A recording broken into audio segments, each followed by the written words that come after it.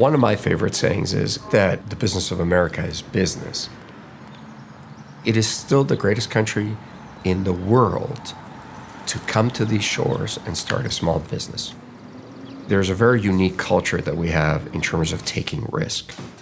We encourage entrepreneurship more than any other country in the world. And when you drive through the small towns or the big towns, you see thousands of little businesses. That is the lifeblood of this country.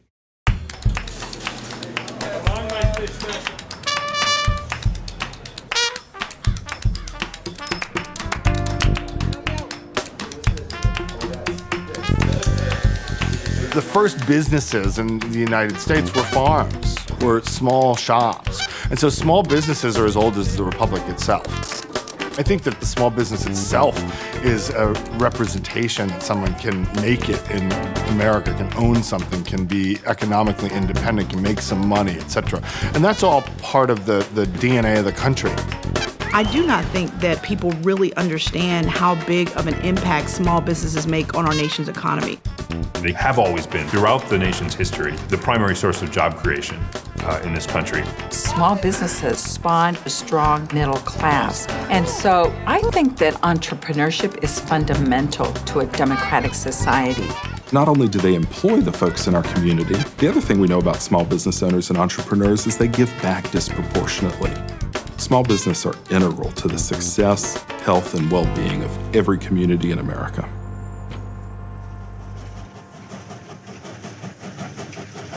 The 19th century saw a huge transformation in the economy. The rise of industrial capitalism that emerged around railroads and oil and so forth had a huge impact, which is a story of a nation of independent producers becoming a nation of modern corporations. The economy moved out of the home and off of the farm into the city, into the shops, and into the marketplace, which then becomes ultimately the factories of the late 19th century and early 20th century. Corresponding to that was a whole legal shift where the corporation literally becomes a person, legally a person, sort of seeking legal recognition to make more economic profit in an increasingly national marketplace. Profits were exploding really for the first time in American history. And that legal shift, that is a partnership between big business and government, resulted in corporations benefiting from a disproportionate share of the profits and wealth that are generated from that economy.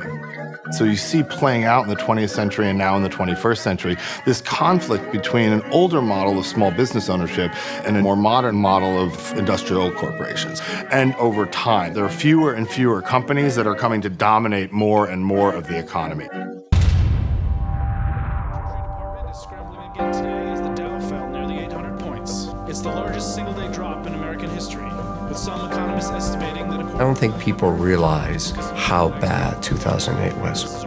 We had 1 foot over the edge looking into the abyss. It was bad for big business, it was bad for little business, it was just bad overall.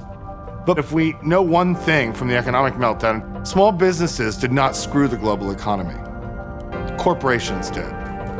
And the people who insisted on the deregulation, a partnership between business and government, that's what caused the global economic meltdown. In 2008, most large companies cut 5,000 employees, 20,000 employees, 30,000 employees. Where did all those people go?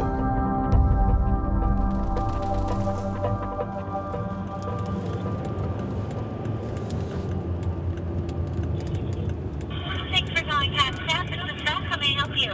Hi, it's Kim calling. Hi, Kim. Hi. Your mom just showed up. Uh-oh, Pat's in the house. Look She's out. in the house. Don't give her any free stuff. I am supposed to be meeting a gentleman named Tunde. Okay. So if he asks for me, or you tell him I'm going to be a little late because traffic is pretty bad. For sure. Thank All right, you. we'll see when you get here. Yep. Yep. Bye. I own and operate 8 restaurants, and I've worked in South Minneapolis now since I moved here in 1983. I'm embarrassed to say. In my college years, I supported myself as a cook in kitchens, and people don't get treated very well in restaurants. The pay isn't very good. You don't have health insurance. The hours are long. There's not a lot of flexibility. At one point, I lost my job because I had to go to the funeral of a very close friend that I played rugby with. That is like the lowest of the low, sort of like. I was about as anti-authoritarian as a person could get. So when I opened my restaurant, I was suddenly confronted with having to be the boss and having vowed that I would never work in restaurants again because of the way people were treated. You can never take the founder out of the DNA of a small business. You walk into a company that has great customer service and you meet the owner and it's somebody who cares. You walk into a business that has horrible customer service, you meet the owner, you know why. I decided to create a culture where employees were treated well. We pay health insurance.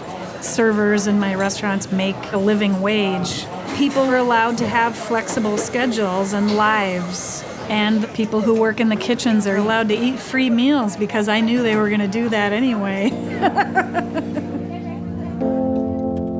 In small businesses, if you're not a good joiner, then you can be a starter. And that's the power of entrepreneurship. Whether you're a woman or an immigrant, you can say, you know what, if I'm not accepted, I'll start my own business. And they do. I think it's interesting that nearly 1/3 of small businesses in the United States are owned by women, corporate CEOs. It's a much smaller percent, it might be 15%, not even. Because of the culture, I don't have a high turnover in my restaurants. People work together for a long time, and that is a community unto itself. One of my neighbors works here, and it seems like it's a good personal environment. I think building an economy that's based on our values is important. I grew up in this neighborhood. I'm not about supporting big chain places, so places like this, I love. And I love the garden outside, too. I think that's awesome. People came out of the recession very conscious of where they're at financially, but then I think it actually helped people and consumers become more conscientious about where they were spending their dollars. I think they realize when you shop at a small business, you're supporting your neighbors. Their kids might go to school with your kids. People care about that, and they care about supporting people rather than big brands or big businesses. We want to continue to explore ways that we engage in this business for the future. We focus on zero waste, sustainable agriculture, essentially the triple bottom line. We're very people, planet, profit driven. I'd add place to that, of course.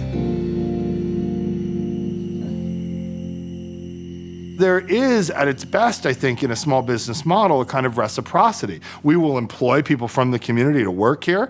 We will do the work that is necessary to produce goods and services that ultimately benefit the community. The community, because they're loyal and because they need those goods and services, will give us the money that will allow us to sustain ourselves, to thrive, for me to be able to pay my workers well, to provide benefits for them, to give them a Christmas bonus. And in turn, we're going to be able to support one another. I think if you look around the community you live in and you talk about the things that you really like about that community, I bet small businesses are a big part of that. Maybe it's the place where you go get coffee. Maybe it's the place you and your spouse had your first date, the restaurant you went to. I think those kinds of memories, those kinds of interpersonal connections that make a community always include small businesses. We just had these upholstered in orange. What do you think about the color of the fabric? I like them a lot. Goes with the logo. Yeah, dig it. I grew up in Chicago. This neighborhood has always been thought of as very negative. Ooh, don't go past West to Western. It used to be not so many businesses, and at one point, there was a lot of gangs and drugs. But I never thought it was seedy. I thought it was just colorful. So that's going to be 43154. My husband and I have a vintage furniture business. We opened here 11/11/11. That is a very outgoing person. She immediately connects to people. My customers, they become my friends. And it's so nice when somebody walks by and just waves and I'm waving and I'm talking. And you know the psychological impact of someone walking by and waving, not having to say anything, just, hey, good morning. There's a personal nature of a small business, and there's a certainty to it. I like my little coffee shop. I like seeing the same person there. I like knowing that it's the owner. And I think that's what people are attracted to. In this age of impersonal, people like to know who they're dealing with. I've become friends with them, and I've recommended people here. You need to build a relationship with the people that you're doing business with. I really believe that. Surveys prove that out. 2 out of every 3 consumers polled have more confidence in small businesses than they do in the large corporations. I think small businesses help their community grow. So we decided to turn West of Western into a positive. West of Western stands for wow. Kind of noticed that this neighborhood had a good lot of stores and was hustling and bustling, but there was really no connection. I'm like, we need to be together. We need to talk about what's going on in our business lives because, we need things over here in Wow. We need banners, we need benches, we need more police protection because we want to keep our community safe. And we feel more people will come over and shop if we just have a few of these things in place. So I started introducing everybody. Hey, how are you? Good. You look so pretty today. You look wonderful. In our society, we get told a lot, fix yourself. Here are the 7 habits of successful people. But it turns out entrepreneurs are great at partnering, great at finding somebody else who complements their areas of weakness. And by working together, they'll build something even better. 6:30. Yep, an orange moon at 6:30. I'll be there with bells on. Bring your fresh ideas. It's business owners like these who change people's minds because I'll go out and tell 5 or 6 people about this. They'll come in here, they'll go across the street, get a cup of coffee, all of a sudden it's a neighborhood, voila. We want to make sure everybody over here has a good, strong, tight lease with lease options to renew because this community is changing. If the big box come in and they take over and the rents go up, everybody gets forced or pushed back. So we want to be dug in. They're going to come at you with all kind of hustles. I'm very proud of us all getting together and working against the negative odds. If we stick together, we're all going to go to the top together. This is the biggest thing I've ever done before in my life. I believe that the United States is becoming an entrepreneurial community. When you look at the success of all the entrepreneur TV shows, entrepreneurship is hot. It is in this season. Everybody has an A hustle and a B hustle. And what they really want to do is turn them into enough profit so that they can actually leave their full-time job and pursue this real passion project over here that's making them some money. I think the small business sector is the most important sector, particularly as we see a process where very large corporations are likely to merge and become multinational corporations. It tends to create corporations that don't even seem to have an allegiance to one country. They're located all over the globe. Small businesses are nothing like that. Small businesses serve the community they're located in. Even when the internet allows small businesses to serve all over the country or all over the world, they still carry some of those same values about solving problems, creativity, connecting with the community, and giving back.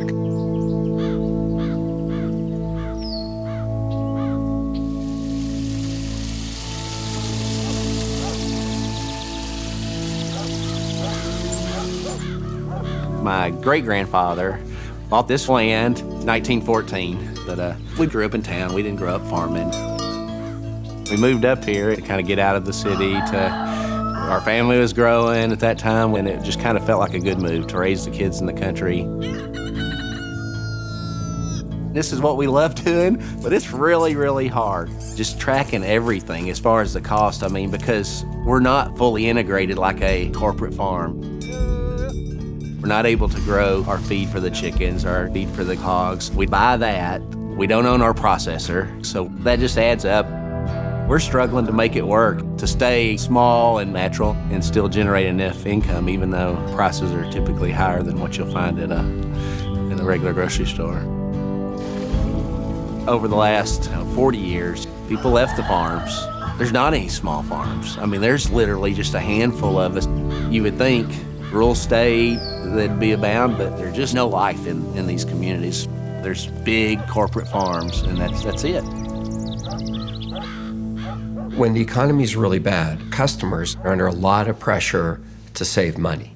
And people misunderstand that concept. They think saving money is always getting the lowest price. Saving money is oftentimes about getting more value for the same amount of money, or even paying a little more in order to get more value. I think the way that people our age look at food is closer to how our grandparents saw it than how our parents did. This matters. If you eat crap, you feel like crap. My husband and I have a food truck. I source 75% locally. If I can't get what I need locally, I don't get it. Gwen is a great customer and a great friend. She's not only trying to build her customer base, she's quick to let her customers know where the food comes from, too. Half wild hog. She had babies. A red one, a black one, a white one. I work with small farmers a lot when it comes to sourcing. We have a meeting once a month, and we talk about, what they're gonna have growing, what they'd like to have, what do I need them to have, and that's how I build my menu. It's a way for us to support and coexist and help each other. Entrepreneurs find slack resources. Entrepreneurs don't go out and say, I need $1 million, I'm gonna build this. Entrepreneurs look at what they have at hand and they say, what can I build out of this? The demand is out there, it's huge. I mean, as far as people wanting to know where their food comes from. We've kind of watched it evolve as our business has grown and as the farm has grown, so has the people showing up at the farmers markets. And in the food scene in Little Rock in particular, it's just blossomed over the last 4 or 5 years. You've got to lean on other farmers. I mean, everything from sharing feed loads to buying baby chicks together. There is a coming together, a bonding. A lot of that is, hey, we're all in it together, and if we don't help each other, we're probably not going to make it. Small businesses are more connected to their community because we depend on our community a lot more. I depend on my farmers. I depend on my customers. It matters to them that I know their name.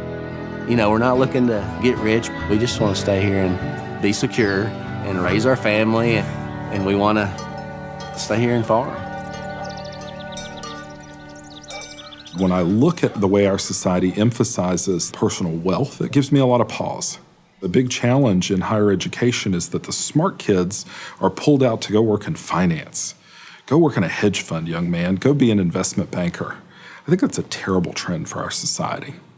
I think those are not industries that actually create the kinds of jobs and the kinds of life and society that I want to live in. When you see that you have a diminishing middle class and you have a few haves and many, many have-nots, you see despotism, you see social upheaval. I think that we all have to challenge ourselves at the state and at the federal level to make sure that the laws are level. There are often times where we put economic advantages on the large C corps, and we don't think about the sole proprietor. And so I think our government has to continue to think about the tax structure and to finance innovation in a much more aggressive way, because it's our legacy to spawn innovation in an unburdensome way. I was born in Detroit. I grew up here, went to Detroit Public Schools. When I was 10 years old, I remember saying, someday I'm gonna go away and then I'm gonna come back here and save Detroit. I would never use that kind of language now, but how messed up does your situation have to be that when you're 10 years old and you're in the only environment in which you've ever known, you know it needs fixing? We were incredibly concentrated in one industry that, through globalization, has largely reduced its impact on employment and on the economy. When the economy is really bad, public companies are usually forced to make short-term decisions. And there's only 2 ways to increase profit: increase sales or lower costs. Most large corporations have to cut jobs. Historically, our revitalization efforts have been sort of surrounded by big events. There were big urban renewal projects in the 50s and the 60s. There was the building of the Renaissance Center that was going to save Detroit, the building of the People Mover that was going to save Detroit. And the reality is, that's not how it works. You need a groundswell of lots and lots of little things happening. And that's why, for the first time in my 40 plus years in the city, I'm really optimistic that this time is different. Or Or I can also email you his contact information if you want to ask him. You could ask him just to sit here. TechTown is a nonprofit incubator created to help grow businesses and jobs here in the city of Detroit. In the last 5 or 6 years, we've helped more than 1,000 companies to create more than 1,200 jobs. And it's in every kind of field. Commercializing technology out of the university, we're working on 2 projects like that right now, or diners and wine stores out in the community. We help them everything from getting financing to negotiating your license or learning about how you manage inventory, all the sort of nuts and bolts. We want to be a hub and a convener. There are a lot of other organizations in the building, and we want to be a place where the ecosystem can come together. I mean, there's nothing better than seeing someone who has worked on their dream for a long time and at one point probably thought that dream wasn't going to happen. There's nothing better than watching them get the coaching they need, get the resources they need, and bring that dream to fruition.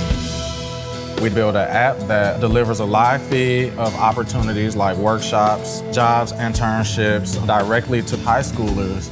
We had a social goal of increasing the representation of women and minorities in different fields. We're trying to equalize access to information.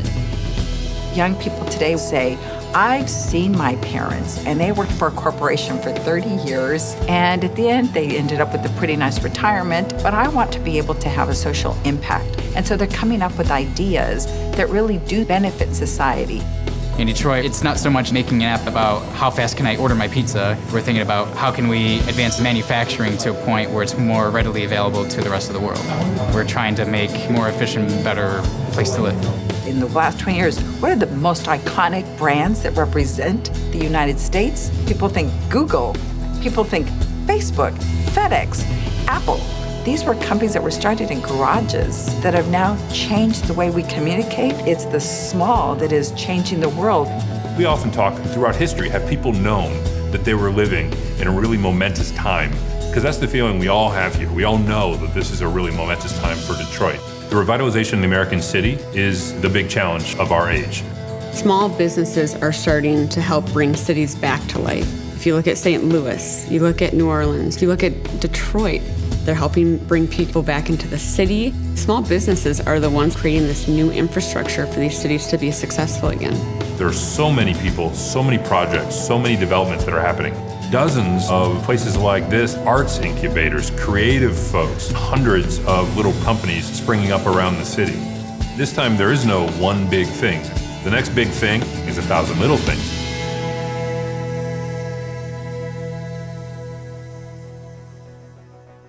Every time you see a successful business or any business, someone made a courageous decision.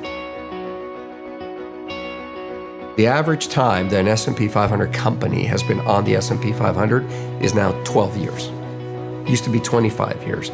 40 years ago, it was probably 50 years, meaning the entire list changes every 12 years. It's very scary for big companies, but it's a chance for employees. The idea, like my dad getting a job in a factory, working there for 25 years, doesn't exist anymore. So we are forced to find a way. The Great Recession is probably the worst economic event that you or I have ever lived through. The net creator of jobs in our society since the Great Recession has been the small business sector. This new creative class is convening in coffee shops and in garages and in these incubators across the country. Entrepreneurship has become a movement. It's a revolution. Small business is a revolution, but we have to be in each other's lives in order to make this thing work. That's why it's so important for the community to support small businesses. There's always been a relationship between the politics of our consumption. Consumerism is seen as an act of citizenship. When we can expand the middle class and make sure that people are providing for their families, they're able to go to school, they're able to build innovative products for the future, then you have a strong democracy. Being in business has become a great equalizer. If you build a better mousetrap, the world will be the path to your door no matter who you are. If you're a woman, if you're a minority, if you deliver great service at a fair price, people will do business with you. If you're thinking about the story of the rise of multinational corporations, it is a story of the rise of economic inequality and of wealth consolidation. Maybe small businesses have a role to play, not just in fostering and forging communities, but in the closing of the gap between rich and poor. This is not just about some kid coming up with a lemonade stand. It's about the world order and assuring that America's world standing prevails so that we can make sure that we're setting standards for women, for people of diverse backgrounds, for our seniors, and livable wages that we can all respect and abide by. It doesn't solve every problem, I'm not pretending that. But I'm a fan of small business because I think small business makes better people and better society. Small business is not small, it's huge.